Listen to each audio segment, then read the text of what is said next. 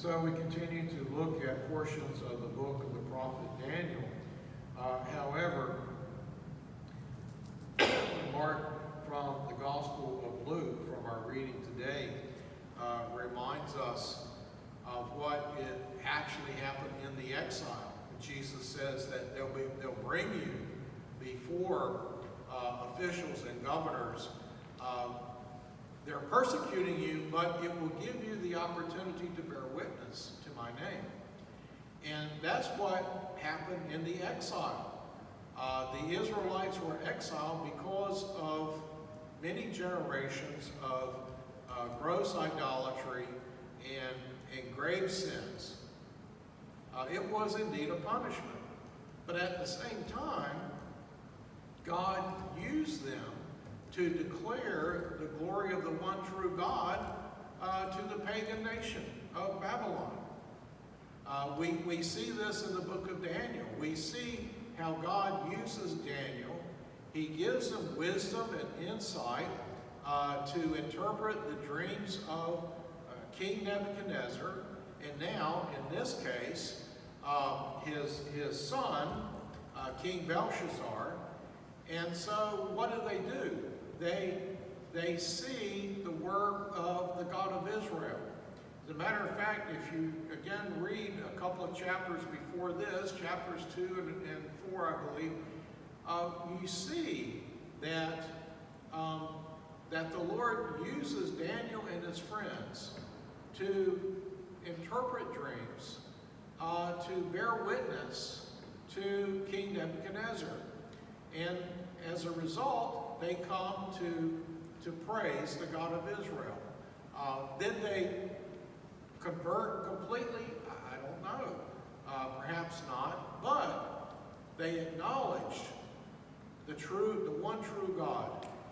That is the God of Daniel and his friends. So the exile gave an opportunity for Daniel to bear witness to the one true God. And so here we have the example of Belshazzar. He's dining with his friends, and he decides, hey, let's bring out the vessels of gold and silver that my father collected from the temple in Jerusalem. Well, there's the first offense there, that they're taking holy vessels and using them to feast with. It would be like if we took the chalice, if I took the chalice home and decided I'd drink my evening wine out of the chalice. I'm taking something that has been consecrated and set aside for holy use and using it in an ordinary way. And by doing that, what am I doing? I'm desecrating those vessels that have been set aside for holy use. And so that's what the king was doing. And then his second offense was that they began to praise the gods of silver and gold and wood. So again, we're talking about an idolatrous nation, the Babylonians. And again, that's why Daniel and his friends did not eat from the king's table, because the food had been consecrated to the gods of the Babylonians, the idols.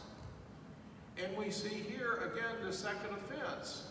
And instead of keeping those vessels holy and not using them for common use, they violate the code of holiness, but then they also use those vessels in their praise of idols. And so the king then sees the handwriting on the wall. That's where that phrase comes from our passage here in the book of Daniel. Mene tekel Perez. What does that mean? Mene, God has numbered your kingdom and put an end to it. Tekel, you have been weighed and found wanting. Perez, your kingdom has been divided and given to the Medes and the Persians.